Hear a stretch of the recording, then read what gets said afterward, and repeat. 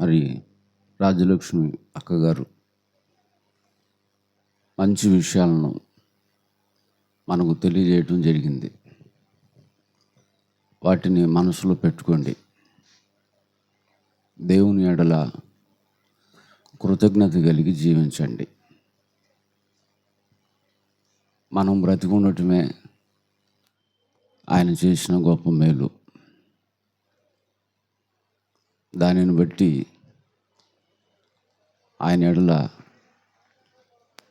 కృతజ్ఞులమై ఉండాలి. మనుషులు చేసిన చిన్న సాయానికి థ్యాంక్స్ చెప్తాం. దేవుడు చేసింది చిన్న సాయం కాదు, చాలా గొప్ప సాయం. ఆయన ఎడల నిత్యం ఎప్పటికీ కృతజ్ఞత కలిగి ఉండాలి. అలా కృతజ్ఞత కలిగి ఉన్నవారి హృదయాలు మాత్రమే వెలుగుమయమై ఉంటాయి. కృతజ్ఞత లేని వారి హృదయాలు అంధకారంగా మారిపోతాయి. చీకటి శాపం వారి బ్రతుకులో తాండవిస్తుంది. దానిని పారద్రోలే ఆయుధం ఒకటే, ఆయన ఎడల కృతజ్ఞత కలిగి బ్రతకటం. అర్థమైందండి? మనం అందరం ఈ భూమి మీదకి వచ్చాం. ఎందుకు వచ్చాం? కొంతకాలం ఉంటాం. ఉన్న కొంతకాలం మనం చేయవలసిందేంటి? మనం మరువకూడనిదేంటి అని ఆలోచన చేయగలిగితే ఆయనను మరువకూడదు, ఆయన ఉన్న పరలోకాన్ని మరువకూడదు. ఇక్కడ ఎన్ని రోజులు ఉంటాం మనకి తెలీదు. ఉన్నన్ని రోజులు ఆయన మహిమకు కీర్తి కలిగేటట్టుగా మనం ఉండాలి, మనం బ్రతకాలి, మనం నడవాలి. ఆయన జీవించిన కాలంలో చెప్పినటువంటి మాటలు బైబిల్ గ్రంథంలో ఉన్నాయి. మీరు ఇక్కడ నుండే బయలుదేరి అక్కడికి వెళ్ళారు, మరలా మీరు ఇక్కడికి వచ్చేయాలి. అది శాశ్వతం కాదు, అది క్షణికం.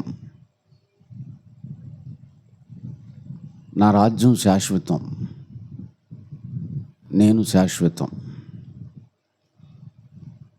నిత్యముండేవి పైనున్న లోకం, అనిత్యం ఈ భూలోకం. కనుక ఈ అనిత్యమైన ఈ లోకంలో నుండి మీరు నిత్యమైనటువంటి లోకానికి రావాలంటే ఈ భూమి మీద మీరు ఎలా ఉండాలి, ఎలా ఉంటే మీరు పరలోకానికి వస్తారు అన్న విషయాలు ఆయన ప్రారంభ ప్రసంగంలోనే చెప్పాడు. మత్తయి సువార్త 5:3 ఏం చెప్పాడు? పరలోకానికి వెళ్ళాలంటే ఏం చేయాలన్నాడు? ఆత్మ విషయమై దీనులైన వారు ధన్యులు, పరలోక రాజ్యము వారిది అని చెప్పాడు. ఆత్మ విషయమై దీనులుగా బ్రతకండి, పరలోక రాజ్యం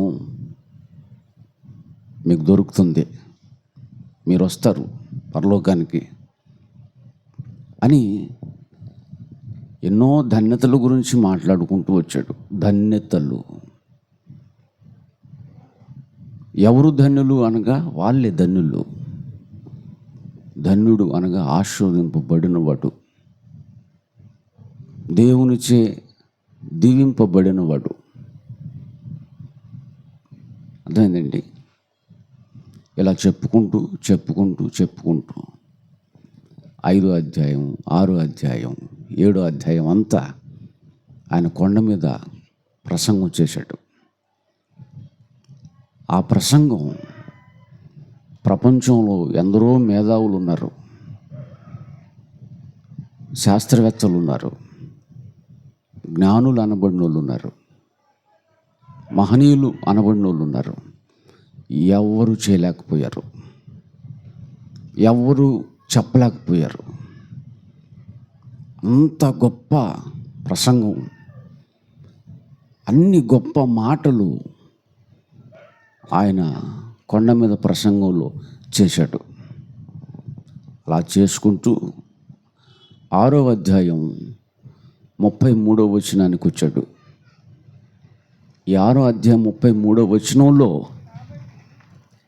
ఆయన పిల్లలకు చెప్తున్నాడు, ఆయనను నమ్ముకున్న వారికి చెప్తున్నాడు, క్రైస్తవులకు చెప్తున్నాడు.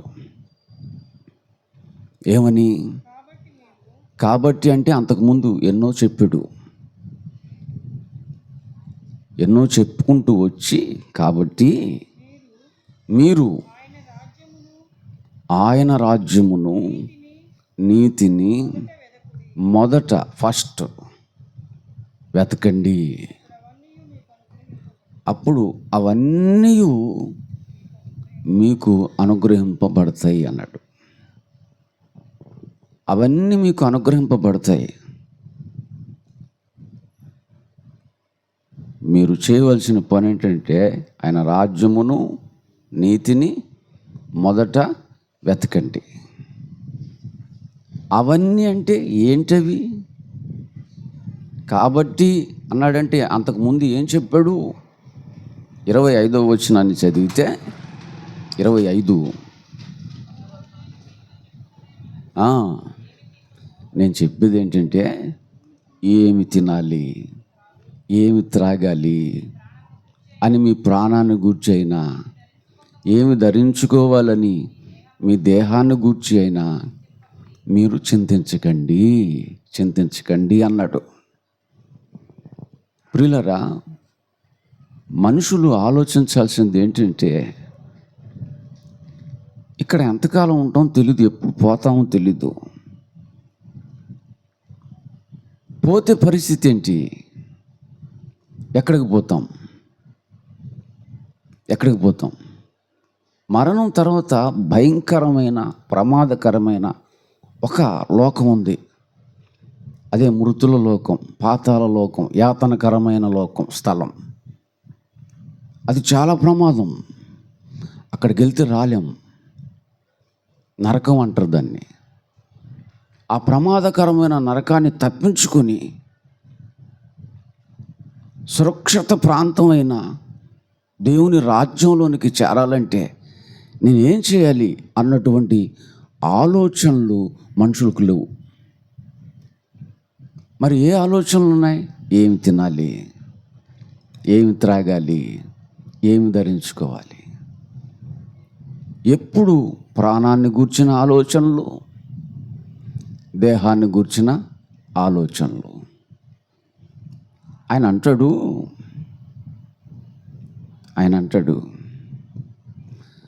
ఆహారం కంటే ప్రాణం గొప్పది కదా. ఏది గొప్పది? ఆహారం కంటే ఏది గొప్పది? ప్రాణం నిలబడాలంటే ఆహారం తినాలి. ఇప్పుడు ప్రాణం నిలబడాలి అన్న సంగతి దేవునికి తెలీదా? నిలబడాలంటే ఏం తినాలి? ఆహారం. ప్రాణం ఇచ్చింది ఎవరు? దేవుడు. ఆ ప్రాణాన్ని నిలబెట్టడానికి ఆహారాన్ని ఇవ్వడా? దేహాన్ని ఇచ్చింది ఎవరు? దేహాన్ని ఇచ్చింది దేవుడు. దేహం గొప్పదా? ధరించుకునే వస్త్రాలు గొప్పయా? దేహం గొప్పది. అంత గొప్ప దేహాన్ని ఇచ్చిన ఆ దేవుడు వస్త్రాలు ధరించుకోవడానికి వస్త్రాలు ఇవ్వడా?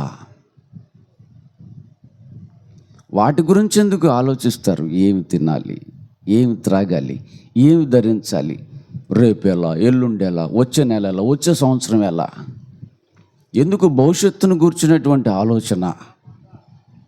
ప్రియులారా, ఇలా ఆలోచించగా అట్టి ఆలోచన చింతగా మారుతుంది. అవునా? చింతలు, ఆలోచనలు ముదిరితే, లోక సంబంధమైన ఆలోచనలు ఎక్కువైతే అవి చింతలుగా మారుతాయి. చింతలుగా అని చెప్పుకుంటూ వస్తాడమ్మా. 20 దాటి 26 చదవండి. ఆకాశ పక్షులను ఒక్కసారి చూడండి. వేటిని చూడమంటున్నాడు? ఆకాశ పక్షులను ఒక్కసారి చూడండి.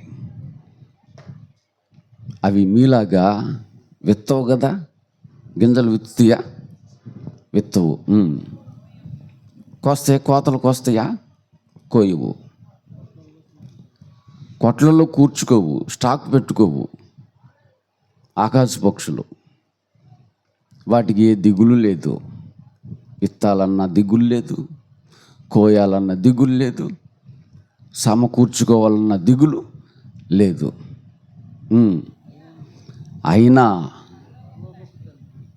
అయినా మీ పరలోకపు తండ్రి వాటిని పోషిస్తున్నాడట.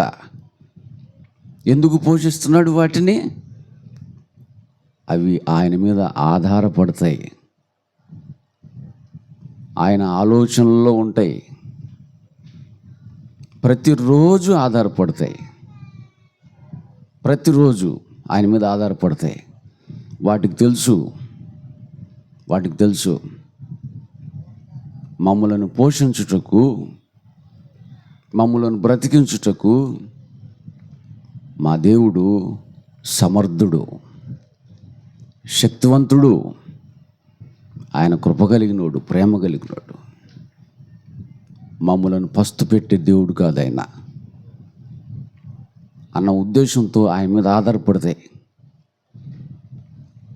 ఏమండి, ఆయన మీద ఆధారపడితే పక్షుల్నే విడిచిపెట్టడు, పక్షుల్నే పస్తు పెట్టడు.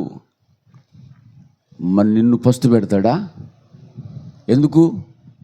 మీరు ఆకాశ పక్షుల కంటే, వాటికంటే శ్రేష్ఠులు, నా పిల్లలు మీరు. కానీ మీరు ఆధారపడరు నా మీద. నన్ను గూర్చినటువంటి ఆలోచనలు మీకు ఉండవు, కానీ వాటికి ఉంటాయి. వాటికి విశ్వాసం. ఏమండి, పక్షులకైనా జంతువులు ఎన్ని ఉన్నాయి, జలచర రాసులు ఎన్ని ఉన్నాయి. మొత్తం 84 లక్షల రకాలండి. 84 లక్షల జీవులు, పక్షులు కాదు, రకాలు ఉన్నాయి. వాటన్నిటినీ పోషిస్తుంది ఎవరంటే ఆయన. సముద్రంలో తిమింగలాలు ఉంటాయి, తెలుసు మీకు? ఒక్క తిమింగలం 2 ఎడ్ల బండ్ల ఆహారాన్ని తింటుంది రోజుకి. ఎన్ని ఎడ్ల బండ్లు? దున్నపోతు బళ్ళు అంటారు కదా, ఆ దున్నపోతు బళ్ళు 2 బళ్ళు ఆహారం తినేసిద్ది ఒక తిమింగలం. ప్రతిరోజు తింటుంది అంత ఆహారం. మీరేమైనా క్యారేజీ కట్టుకెళ్ళి ఇస్తున్నారా? ఎప్పుడన్నా మీరు ఒక బండి మీద ఆహారం తీసుకెళ్ళి పెంచారా, వాటిని పెట్టారా? లేదు కదా. మరి అంత ఆహారాన్ని వాటికి ఇస్తుంది ఎవరు? జీవం కలిగిన దేవుడు. అందుకే బైబిల్లో రాయబడిన మాట ఏంటో తెలుసా? సర్వజీవుల కన్నులు ఆయన వైపు చూస్తున్నాయి. 84 లక్షల రకాల జీవరాశుల కన్నులు ఎవరి వైపు చూస్తున్నాయి? దేవుని వైపు చూస్తున్నాయి. మరి నీ కన్నులు ఎవరి వైపు చూస్తున్నాయి?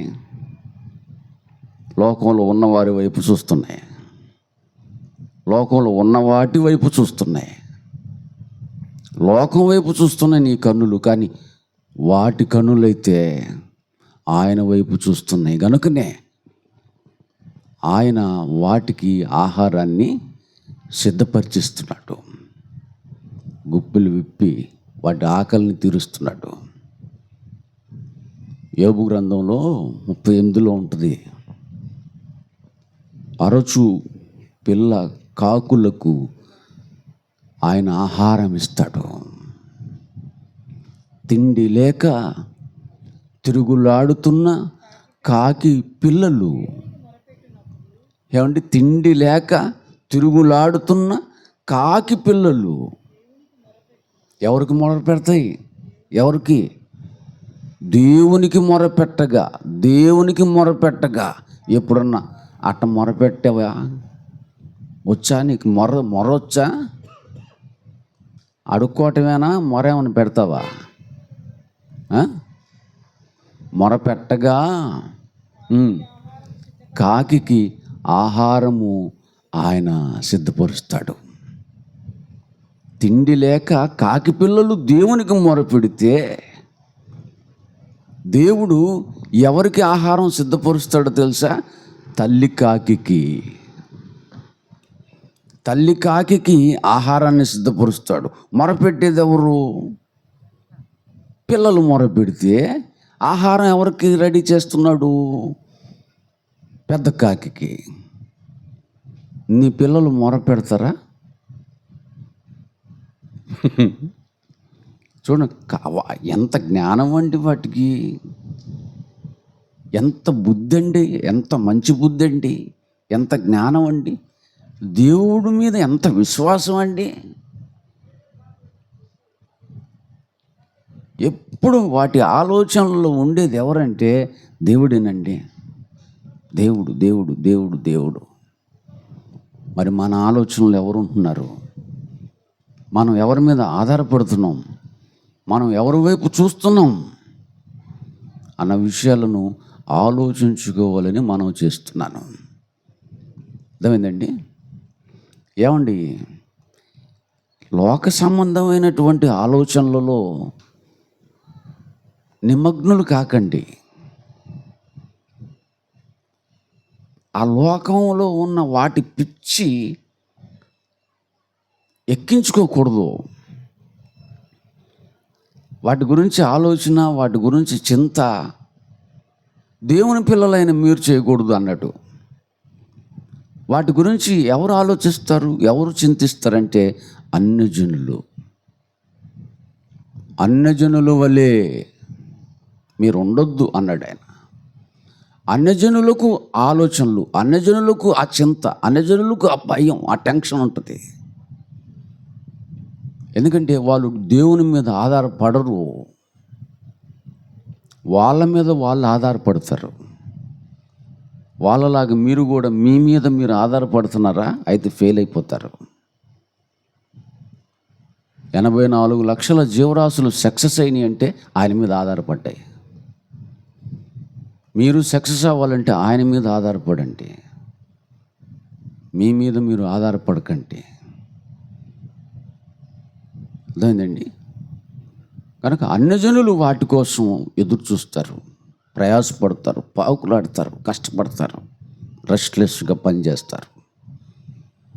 కానీ మీరు దేవుని పిల్లలు, క్రైస్తవులు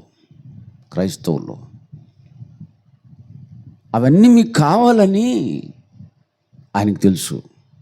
మీకు ఇల్లు కావాలని తెలుసు, ఇంట్లో ఏమేమి ఉండాలి అవి కూడా ఆయనకు తెలుసు. మీకు వ్యాపారం ఉండాలని తెలుసు, మీకు ఉద్యోగం ఉండాలని తెలుసు, మీకు ఆరోగ్యం ఉండాలని తెలుసు, మీరు మంచిగా ఉండాలని, నెమ్మదిగా ఉండాలని, సమాధానంగా ఉండాలని, మీరు ఘనమైన వారిగా ఉండాలని, గొప్పవారిగా ఉండాలని ఆయనకు తెలుసా తెలీదా? అవన్నీ ఆయనకు తెలుసు, మీరు చెప్పాల్సిన అవసరం లేదు. అర్థమైందండి? తండ్రి నాకు ఇల్లు లేదని నువ్వు చెప్పాలా? తెలీదేంది? ఆయనకు తెలీదా? నాకు ఆరోగ్యం లేదు నువ్వు చెప్పాలా? తెలీదా ఆయనకి? నీ పిల్లలకి ఏం కావాలో నీకు తెలీదా? మరి మీరు ఆయన పిల్లలు కదా, మీకేం కావాలో ఆయనకు తెలీదా? మీకు డబ్బులు కావాలా? ఆయనకు తెలీదా? తినటానికి తిండి కావాలి మీకు, ఆయనకు తెలీదా? మీ పిల్లలు అడిగితేనే పెడుతున్నారా ఏంది మీరు? మీరు అడిగితేనే పెడతాడేంది ఆయన? మీ పిల్లలు మిమ్మల్ని అడక్కముందే వాళ్ళ అక్కర్లు ఎరిగి తీరుస్తున్నారే, మరి మీరు ఆయన పిల్లలైనప్పుడు మీరు అడక్కముందే మీ అక్కరలు ఎరిగి ఆయన తీర్చడా? మీరు బ్రతకాలంటే గాలి కావాలి, మీరు అడిగితే ఇచ్చాడా? నింగి కావాలి, నేల కావాలి, నీరు కావాలి, నిప్పు కావాలి, వెలుగు వేడి కావాలి, ఇవన్నీ మీరు అడిగితే ఇచ్చాడా? అడగకముందే ఇచ్చాడు కదండి. కనుక మీరు అడగక మునిపే, పిల్లారా మీకు అక్కరగా ఉన్నవన్నీ ఆయనకు తెలుసు కనుక వాటి గురించి అడగకండి, అడుక్కోకండి. ఏం అడుక్కోవద్దు? ఈ లోకంలో ఏం కావాలో అడక్కండి. ఈ లోకంలో నువ్వు నీ కుటుంబం బతకాలంటే ఏం కావాలో అడక్కండి.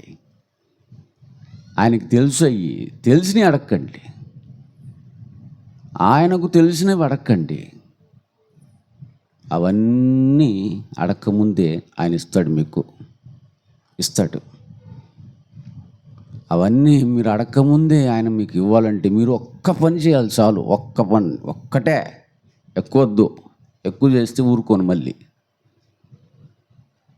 రాజ్యాన్ని, నీతిని మొదట వెతకండి. రాజ్యమును వెతకండి, తర్వాత నీతిని వెతకండి. ఈ పనిలో ఉండండి. ఇక మీకు ఏం కావాలో అన్నీ సిద్ధపరిచి ఇచ్చే పనిలో నేనుంటా. ఇంకేం కావాలి నీకు? ఇప్పుడు అడుగు. వ్యాపారం లేదు, డబ్బులు లేవు, ఉద్యోగం లేవు, సర్వజీవరాశుల కనులు ఆయన్ని వెతుకుతున్నాయి. నువ్వెందుకు ఆయన్ని వెతకకుండా ఉద్యోగం వెతుకుతావు, వ్యాపారం వెతుకుతావు, సొంత స్థలం వెతుకుతావు, సొంత ఇల్లు వెతుకుతావు, వెండి వెతుకుతావు, బంగారం వెతుకుతావు, పదవులు వెతుకుతావు, పలుకుబడులు వెతుకుతావు, ఏయో లోక సంబంధమైన వెతుకుతావు? ఎందుకు? ఆయన వెతుకు. వాటి జ్ఞానం ఎంతండి?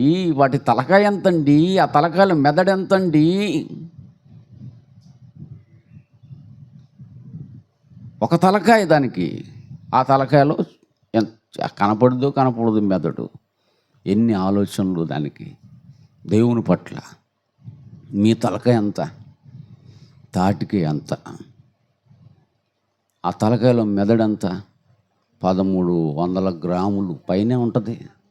50 గ్రాములు, 1350 గ్రాములు అవసరమా? మళ్ళీ నీ ముఖానికి ఒక మెదడు కాదు, చిన్న మెదడు, పెద్ద మెదడు. అయినా నువ్వు దేవుణ్ణి ఎతకో.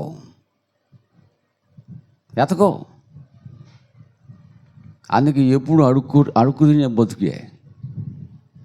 దేవా నాకు అది లేదు, దేవా నాకు ఇది లేదు, ఏం రావు. ఎందుకు? అడగొద్దన్నాడుగా. అడగొద్దన్న వాటిని అడుగుతుంటే ఆయన మీద నమ్మకం లేదు నీకు. నమ్మకం ఉంటే అడగు. ఆయన చెప్పిన పనిలో ఉంటావు. ఆయన రాజ్యమును, ఆయన నీతిని వెతికే పనిలో పడిపోతావు. ఇంతగా ఆయన రాజ్యం ఏది? ఆడ కాదమ్మా, ఇక్కడే ఉంది. అది పరలోకం. ఆయన రాజ్యం మార్కు 9:1, మార్కు సువార్త 9:1 టకటక.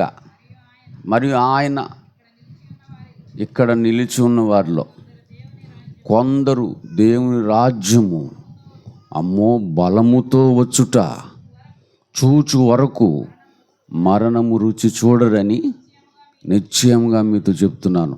దేవుని రాజ్యం బలంగా రావటం మీరు చూస్తారు. అది చూసే వరకు మీరు చచ్చిపోరు అన్నాడు. అంటే ఆయనతో ఉన్నోళ్ళు దేవుని రాజ్యం బలంగా రావటం చూసే వరకు బతికే ఉంటారు. అది చూసిన తర్వాతనే చచ్చిపోతారు. అంటే ఆయన ఉన్నప్పుడే, ఆయనతో ఉన్నోళ్ళు బతికున్నప్పుడే దేవుని రాజ్యం భూమి మీదకి వచ్చేసింది. ఏంటి ఆ రాజ్యం? రాజ్యస్థాపన జరిగింది, రాజ్యం ప్రారంభమైపోయింది.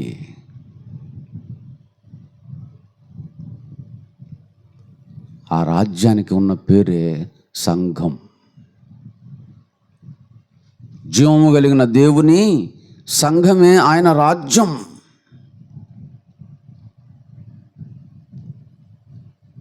ఆ రాజ్యాన్ని నువ్వు వెతకాలి.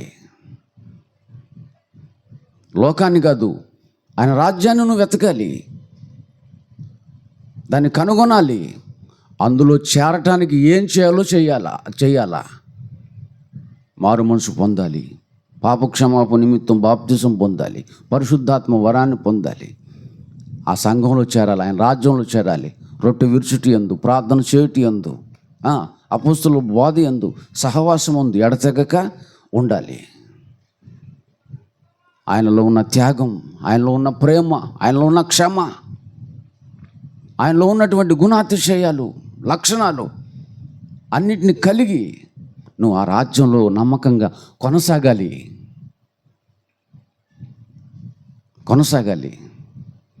ఆయన రాజ్యంలో ఉంటేనే నువ్వు సేఫ్.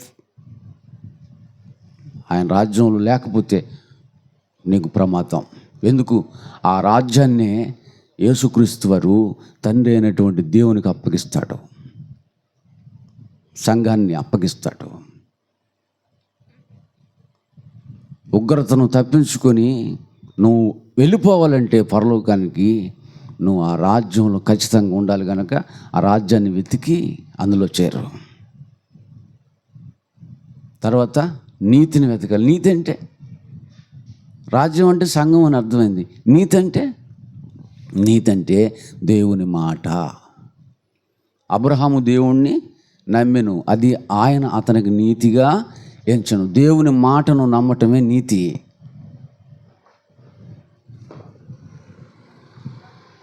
ఆయన మాటను నమ్మటమే నీతి. ఆయన మాట అనగా వాక్యాన్ని నమ్మటం నీతి. వాక్యం అంటే సత్యం. ఆ సత్యానికి స్తంభమే సంఘం. సత్యానికి స్తంభమైన సంఘంలో నువ్వు ఉండాలి. ఎందుకు? ఆ సంఘంలోనే సత్యం ఉంది. సత్యం అంటే వాక్యం అంటే దేవుని మాట అంటే నీతి. ఆ రాజ్యంలో ఉంటూ ఆ నీతిలో సాగాలి. ఆ వాక్య ప్రకారంగా నువ్వు బ్రతకాలి. ఈ పనిలో నువ్వు ఉండాలి. ఉన్నప్పుడు నువ్వు అడుగుకు మునిపే నీకు అక్కరగా ఉన్నవన్నీ ఆయన దయచేస్తాడు. ఎంతమంది ఉన్నారు ఆయన రాజ్యంలో చేయొద్దంటే? సంఘంలో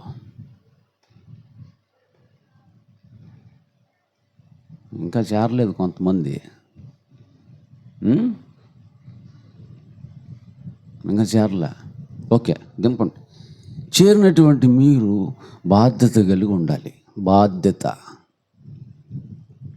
ఏంటి బాధ్యత?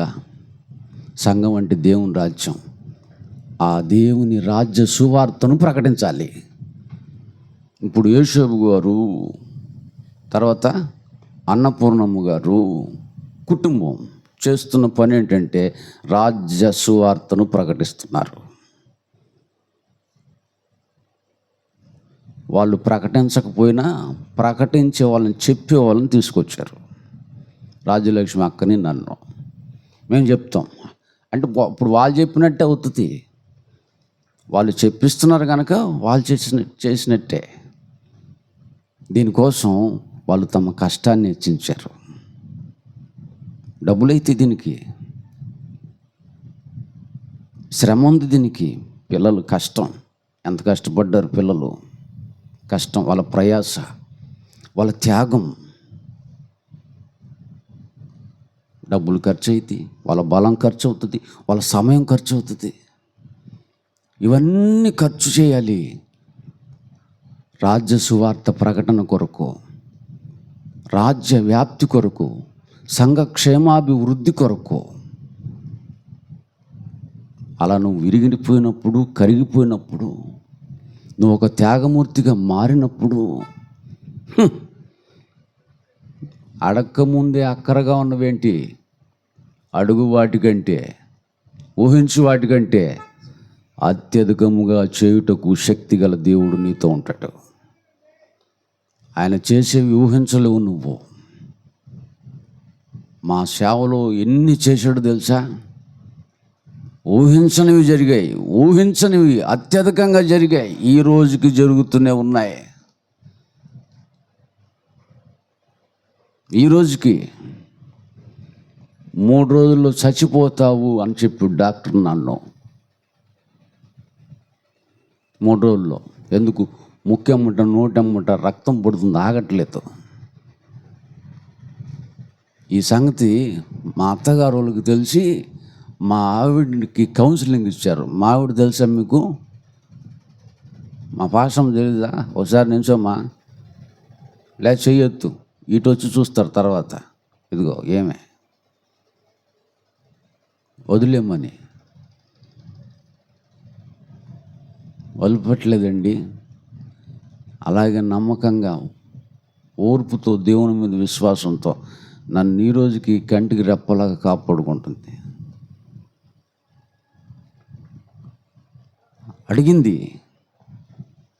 అడిగిన దానికన్నా, ఊహించిన దానికన్నా అత్యధికంగా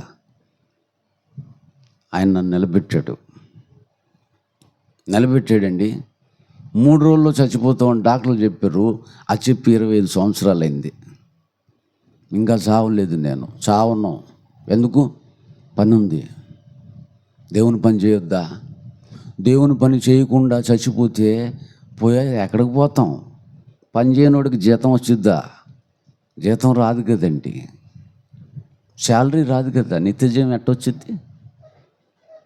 కనుక ఇక్కడ నువ్వు బొగ్గలాడించుకుంటూ తినడానికి పని చేస్తున్నావు, జీతం వస్తుంది. మరి నిత్యజీవం రావాలంటే ఖచ్చితంగా దేవుని పని చేయాలి కదండి. నేను ఇంకో ప్రార్థన కూడా చేశాను. నాలాగా బ్రతికే ఒక 4 పిల్లల్ని ప్రభువా, నాలాగా బ్రతికే 4 పిల్లల్ని ఇవ్వు నాకు తోడుగా అని అడిగితే దేవుడు 40 మంది పిల్లల్ని ఇచ్చాడండి. ఇక్కడే ఉన్నారండి. అత్యధికముగా చేయుటకు శక్తి గల దేవుడు. అదిగో మళ్ళీ క్రొత్తగా ఇంకొక బిడ్డని ఇచ్చాడు, సుజాతనే, జన్మభూమి నగరం. ఏమండి, ఈ బావాజీ 4వ లైన్లోనే నేను 8 సంవత్సరాలు సేవ చేశానండి.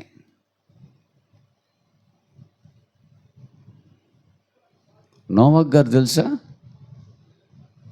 పేరు తెలియదేమో. 7 కొండలు గారు తెలుసా? ఇంటి పేరు చెప్పండి. పగడాల 7 కొండలు గారు తెలుసా? ఈ లైన్లోనే ఉంటాడు కదండి. అక్కడికి వచ్చానండి. అక్కడికి వాళ్ళు తీసుకొచ్చారండి నన్ను. ఎక్కడో ఆరివేరు కాలేజ్ దగ్గర పనిచేసేవాడిని. అక్కడికి తీసుకొచ్చారు. ఒక ఆదివారం పిలిపించుకొని వాక్యం చెప్పించుకున్నారు. 4 ఉండేది. పెద్ద అబ్బాయి వచ్చేవాడు కాదు, చిన్న అబ్బాయి వచ్చేవాడు కాదు. సత్యం లేని చోటకి వెళ్ళేవాళ్ళు.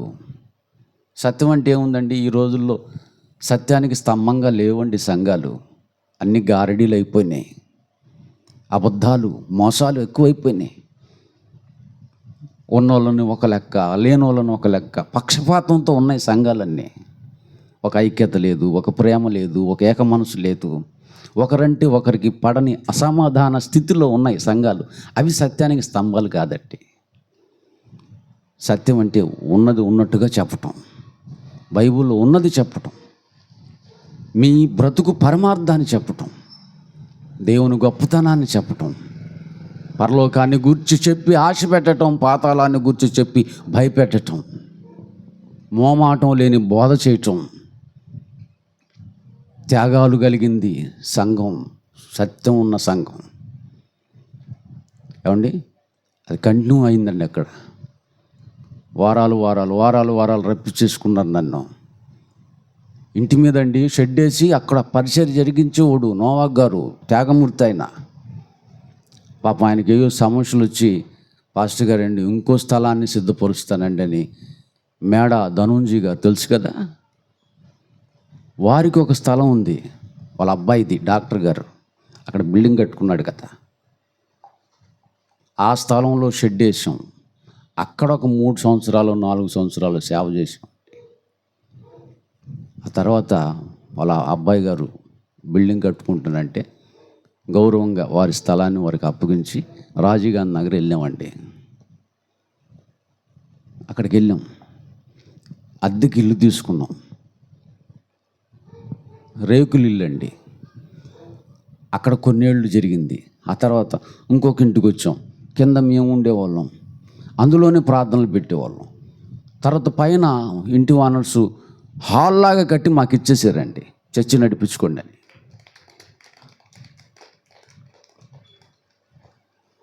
ప్రియులారా, అక్కడికి వచ్చేటువంటి పిల్లలు ఎవరో తెలుసా? ఎక్కడి నుంచి వస్తారు తెలుసా? ఏమండి, జన్మభూమి నగర్ నుండి వస్తారు. చుట్టుకొండ నుంచి లాల్పురం పోయి రోడ్డు ఉంది కదా, అక్కడి నుంచి వస్తారు, జోసెఫ్ కాలనీ నుండి. ఐపిడి కాలనీ నుండి వస్తారు. రాజీవ్ గాంధీ నగర్ వాళ్ళు ఎవరు రారండి. ఇంత దూరం నుండి రాజీవ్ గాంధీ నగర్ కనీసం 7-8 కిలోమీటర్లు క్రమము తప్పక అత్యాసక్తితో నన్ను విడిచిపెట్టకుండా వస్తారండి. నా దగ్గర ఏమి లేవు, ఆయన కృప తప్ప, ఆయన మాటలు తప్ప. వాటిని ప్రేమించి వచ్చేటువంటి పిల్లలు, దేవుడు నాకు ఇచ్చినటువంటి పిల్లలు గొప్ప పిల్లలు. నేను అడిగింది ఎంతమందిని? నన్ను మోయటానికి 4 నియమని అడిగాను, 40 మందిని ఇచ్చాడు. చచ్చిపోయినా హాయ్ అండి, హ్యాపీ అండి, ఆనందం అండి, సంతోషం అండి. ఇక్కడ సంతోషాలు ఎతకనండి, నేను ఇక్కడ ఆనందాలు ఎతకనండి. ఇవన్నీ క్షణభంగురం లాంటి. పరలోకంలో ఆనందం ఉంటుంది, సంతోషం ఉంటుంది. దాని ముందు ఏది పనికిరాదు. దాన్ని స్వతంత్రించుకోవాలంటే ఇక్కడ ఆయన రాజ్యం, ఆయన నీతి వెతికితే చాలు. ఆ పనిలో ఉండండి. ఆ పని కొరకు ఏం చేయగలరో చేయండి, బ్రతికొండగానే చేయండి. ఎప్పుడు పోతారో తెలీదు, చేసేయండి. ఆ పనిలో ఉన్నప్పుడు పోయారనుకోండి, ఏ ఇబ్బంది లేదు. కనుక ఈ కుటుంబానికి కూడి వచ్చిన మీ అందరికీ ఈ మాటలు తెలియజేస్తూ నేను ముగిస్తున్నా. కళ్ళు మూసుకోండి, ప్రార్థన చేద్దాం. మహోన్నతుడు అయిన మా తండ్రి యేషోబు గారు, అన్నపూర్ణమ్మ గారు,